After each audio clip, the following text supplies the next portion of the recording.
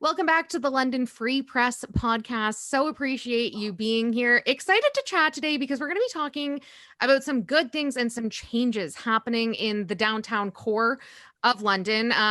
Bit of a breath of fresh air as when any changes occur. I'm really excited. I'm joined by London Free Press reporter Norman De Bono today. Norm, how are you? Very well, thank you, Lynzee. How are you? I'm very well. Thank you for asking. I'm hoping we don't lose power or have any glitches. We're recording June 1st. There's a storm going on right now, and my lights have already flickered a couple times. So hoping that we get through this uninterrupted. You spoke to somebody at downtown London earlier this week. And for those of you listening, you can read about this in the pages of the London Free Press or over at lfpress.com. Interesting statistics in your article, Norm. So in 2021, downtown London listed 35 new businesses opening in the core, many of them being restaurants and cafes. So far this year, we're looking at 26 more that have already opened or plan to open. That's amazing. It's amazing. And I don't have any magic sort of bullet or explanation as to why it's happening. I'm sort of shocked and amazed. As someone who's been downtown, let's face it, let's talk off the cuff about the challenges there. And, we can't really sort of discuss this without first discussing why it is so surprising, such a pleasant surprise that businesses are opening down there. We have a commercial vacancy rate of nearly 30% downtown. That is office space. One in every three office spaces is vacant. We have a homelessness issue. We have a vagrancy issue. There's a drug addiction and a mental health challenges in the core that surface for retailers. So, and of course, there's road work. It's another summer of downtown being torn up with a lot of BRT construction, which makes navigating the downtown pretty difficult. But in spite of all that, for 2 years in a row now, we have this, and of course we had the pandemic of 2 years, which people kept out of the downtown because businesses didn't have their office workers downtown, like the London Free Press, which hasn't returned to their offices yet in the core. So despite all those headwinds, businesses are persevering. They're still going ahead. As you said, 35 in 2021, 26 to date this year, 4 months in. That's a quarterly figure. So, and that's going to increase. There's talk that even looking at the downtown now, most of those are cafes, restaurants, takeout places, some sit-down restaurants.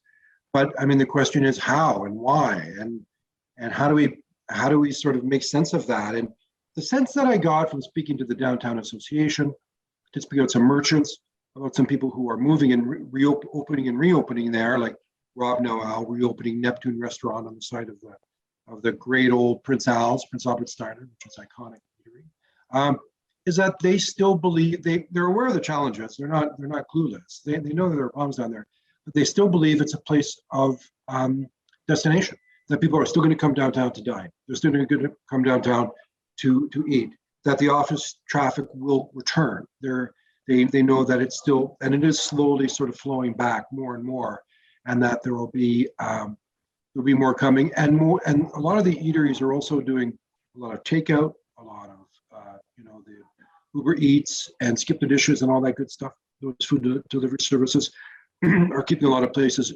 going, and the market itself, the Covent Garden market. A lot of the restaurants and the cafes and the shops there do quite a brisk skip the dishes business, I've heard. So it's beyond all sort of logic. It is working, and I'm really happy about that. It is a good sign, and it's a sign of sort of hope. And I think if you walk downtown on a Thursday, Friday, Saturday night, you'll see why. The patios are full. Restaurants are full. People are going downtown. It still is a draw despite these challenges. And I think we can take some comfort in that. And if I'm a downtown person, or if I'm a politician, or if I'm an administrator in the core area, I'm thinking, this is something we need to build on. How can we build on this and go from there? So I know more is being done in that area. I'm always pleasantly surprised to hear growth happening in the city, regardless of the time. But you're right. You add in the pandemic, and a lot of restaurants that had opened just prior to the pandemic hitting suffered, and a lot of businesses were forced to close their door. And downtown obviously is always a concern. Rent, very expensive right downtown. And I will say, I was downtown for the first time since last summer. I was out on a patio on the May long weekend with some friends of mine and walked past what was the Prince Albert's Diner. Now, I went to Prince Al's before they closed. I went there last weekend. Had to. It's a classic here. And I was really excited to see Neptune Diner. And so I want to chat a little bit about that because I know that you spoke to the original owner of Prince Al's who has now opened Neptune. I get all of the Jetson vibes from this. So what can you tell me about Neptune? Because I haven't been yet and I'm dying to go. That's very deliberate. So Rob Noel, who opened Prince Al's, ran it for 11 years before selling it and handing the business off to a brother-sister combination there in the city. They ran it for 25 years. So he has sort of resurrected Neptune, which is a 50s sci-fi themed diner. You're right, it's a Jetson vibe. They're trying to get that sort of cool, slick kind of 50s theme to it. And I think it works. And the food is a staple of diner fare. You can get your Saturn burger. That's why I made that. I was confused about that. But the diner fare there off the top, and it could be. I think it's going to be a great spot. I think it's going to be an iconic spot as well. I certainly hope so. I don't know if it's going to be as beloved as Prince Al's, but I think it's a real win for the downtown, for that area.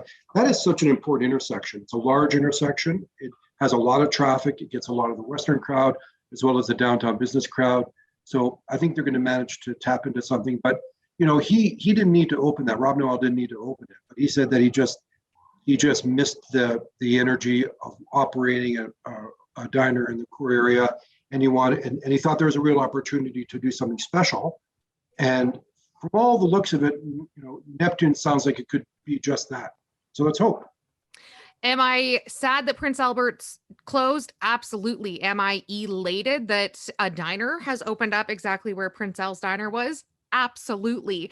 Did you talk to Rob at all about any of the challenges he may face with regards to staffing? Because this was something we heard a lot about in the pandemic service industry, because it was open, close. It was almost impossible. Did he speak to that at all? Yeah, every merchant I talk to in the downtown, a lot of business people across the board are speaking about the challenges of finding staff, the labor shortages looming, and the service industry, restaurants in particular, are getting quite hard hit. I think that, I wouldn't be surprised if this summer you're looking at reduced hours. You're looking at businesses perhaps not being open as late or on as many days as they were in the past, because they're looking at staff shortages.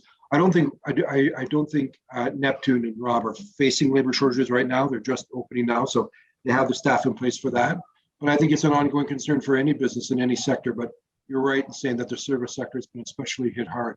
It's a hard job. It's a tough job, working as a server or a wait person in any establishment. So there are going to be some issues there. But again, when I talked to some restaurant people about this and about the other challenges, like there's supply chain issues that are lingering from pandemic. Supplies aren't lingering. If you want to do a renovation to your place, you can't really get tradespeople to do it. But I spoke to some restaurant people about that, and they said that for some reason, restaurant people just persevere. They have this dogged determination that keeps them going, and they just make the best of it, and they work through it. And I think that's very true, and that's to their credit. Absolutely. We talk about 26 businesses, most of them being restaurants and cafes, opening this year, if not a good portion of them already being open. I'm going to put you on the spot. I don't know that you have this figure. Is there an average that we see of new businesses opening up downtown, specifically yearly pre-pandemic? Yeah, no, that's a very good question. No, I'm not aware of that. And I think I could probably dig around and find that out. So maybe I should do just that. But we know that last year was 35. And to have 35, in the teeth of the pandemic, to me was shocking. But I would not be surprised if it's in the 20, 30 range every year. I mean, the other side of that is that some businesses leave, right? Some businesses close, they move on, they don't make it. So there's a natural churn in that cycle. And that's true of any service industry, but especially the restaurant sector. So I'm thinking that that number seems to be pretty high to me, probably higher than average. But it would be a safe bet that there are numerous businesses opening and closing the core area every year, and I think ultimately that can be very healthy. That can be a very good mix. You make such a good point. 26 may be opening, but how many did close their doors for good? Like I said, I was downtown May long weekend, took a walk down Richmond Row, and honestly, haven't been for a walk downtown in quite a while. And I was shocked at some mainstays, I will say, that are no longer there. Like Williams Cafe has now flipped to, I think Libro's taken it over. It was quite shocking. But this is, sorry, Norm, go ahead. Well, so I was just gonna say that, I think we have to bear in mind that, there's always going to be that movement, that back and forth. And I think that there are a lot of vacancies in the downtown, like I said, 1 in 3 office space. But it is just, it's testament to the fact that some people are still willing to sort of, take that, roll the dice and take that gamble and locate there. So it's, I'm not sure why, God bless them, but I'm glad they're doing it. And it's going to be very interesting, it's going to be very interesting to watch how that unfolds post-pandemic as I think people are going to come downtown again. I think there's going to be a return. I think it's going to be slow and steady. It's not going to be a boom, but there's going to be more movement to the core and it'll be sort of reestablishing itself again. So let's hope.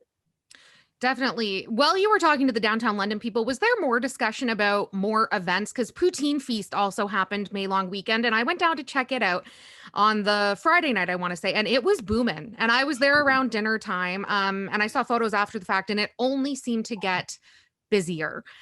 Is there more talk about using Dundas, like the flex portion of it, to drive more businesses downtown as we continue the post-pandemic recovery? I think so. And I think the city's directly involved in that. The city now has a department which every week they announce, Dundas Place might be closed or might have events on it. There were several events last week. There were some concerts and events last weekend. But every week now, I think through the summer, you're going to see a regular rollout of, shows, concerts, events, festivals, food festivals, some sidewalk events, but for merchants themselves.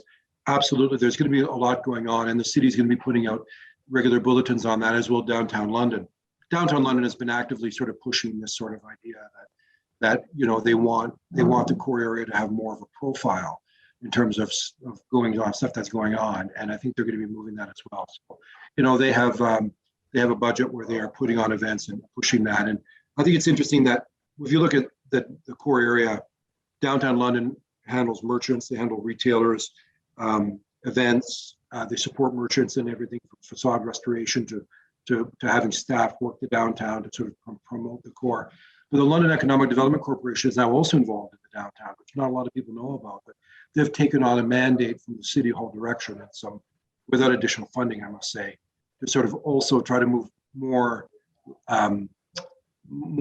businesses downtown as well, and encourage more businesses downtown. So the LEDC team is sort of looking at that, and they've had some success in some technology businesses.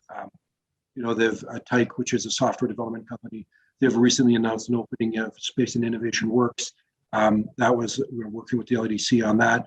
So now there's a sort of a two-pronged approach that is supporting merchants and retailers in the core, but also the office sector itself, seeing what can be done further for that as well. So that's new. That's in its infancy. So it's going to be to see how that plays out, if there's any traction there. But hopefully that'll work too. I mean, it certainly can't hurt.